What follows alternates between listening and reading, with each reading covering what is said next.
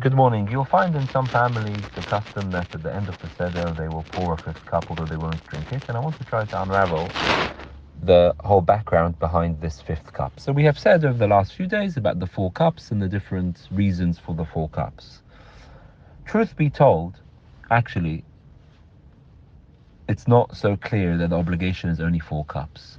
And in fact, according to many manuscripts of the old Gemara, it's actually five cups. And let's try to understand where this all comes from. So the whole concept of drinking, of the rabbinic obligation of drinking a certain amount of cups on Pesach night, is found in the last chapter of the Gemara in Pesachim. And if you look in our texts of the Gemara, you open a regular Gemara nowadays, you'll find where it says four cups, and on the fourth cup you say the whole Hallel. Now, Hallel, which we say on the fourth cup, is two Hallels. You have the general Hallel, which we say on every Chag, and also what we call Hallel HaGadol. That's Hodul Adonai Ki Tov, Ki La'olam Chasdo. The many times where it says the phrase Ki La'olam Chasdo, that's called Hallel HaGadol, the great Hallel, because it's full of praise. And the text of the Rif, and the Rambam, and the Rosh, was actually that on the fourth cup you do Hallel, and on the fifth cup you do Hallel HaGadol, which means that in their standard texts, actually, it was five cups and not four cups. You would have a cup on Kiddush, you would have a cup on at the end of Haggadah, you would have a cup on Birkat Hamazon, you'd have a cup on Hallel, and then you have the fifth cup on Hallel HaGadol. That was at least the opinion of one of the Tanaim, Rabbi Tarfon. That was how they read the text. Rashi and Tosfot, there on the text of the Gemara, Ashkenazi Rishonim, both say that the correct text is it's the fourth cup, not the fifth cup. The fifth cup is a mistake and it should be the fourth cup. And this is how the general Gemara texts became developed to read four cups and not five cups. But in the original, at least the texts in the Sfaradi countries, the text was that there's a fifth cup, which you read upon it Hallel HaGadol. But this was the opinion of one Tana. And based on this, the Rambam is posek, actually, is in Hilchot of Pesach, Hametz U'Matzah, he's posek, that you have to have four cups, and the fifth cup is voluntary.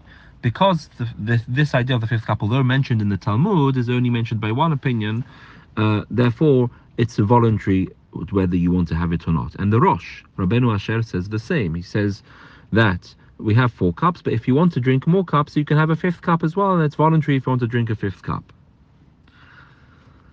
Indeed, the minhag of the Temanim is to have five cups. So they have four cups and they add on a voluntary cup, a fifth one, based on the Rambam and based on that reading of the text. But the Ashkenazim have four cups. The Shulchan Aruch interestingly rules that only four cups. He doesn't mention this fifth cup at all.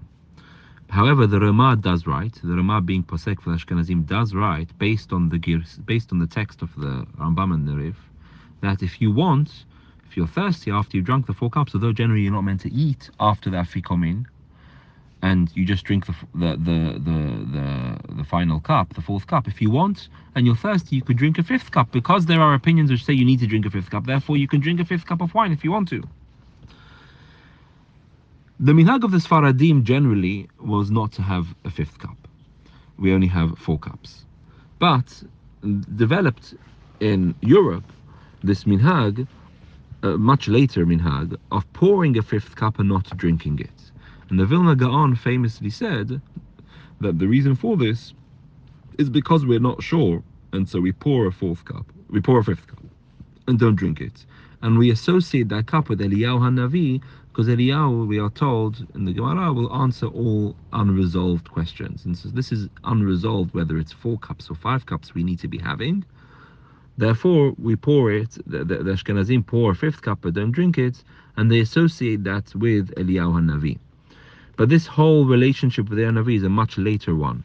The concept of perhaps having a fifth cup is a very old concept, as we have seen in the sources. But the association with Eliyahu HaNavi is much later.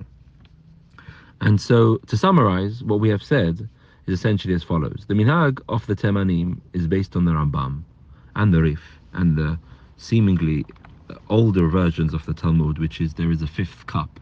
Although, because it's one opinion, it's only put forward l'halacha as a voluntary fifth cup, and which is why the Temanim drink 4 cups and drink a fifth cup as a voluntary one.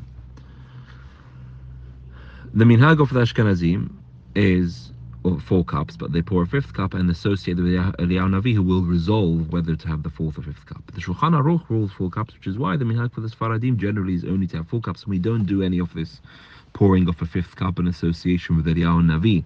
That's generally not the minhag of the Sfaradim, and each person should continue their minhag and follow it through according to what they've been brought up with, and not to add in extra things. If you don't have the minhag to add in Eliyahu Navi, and there's no reason to do that.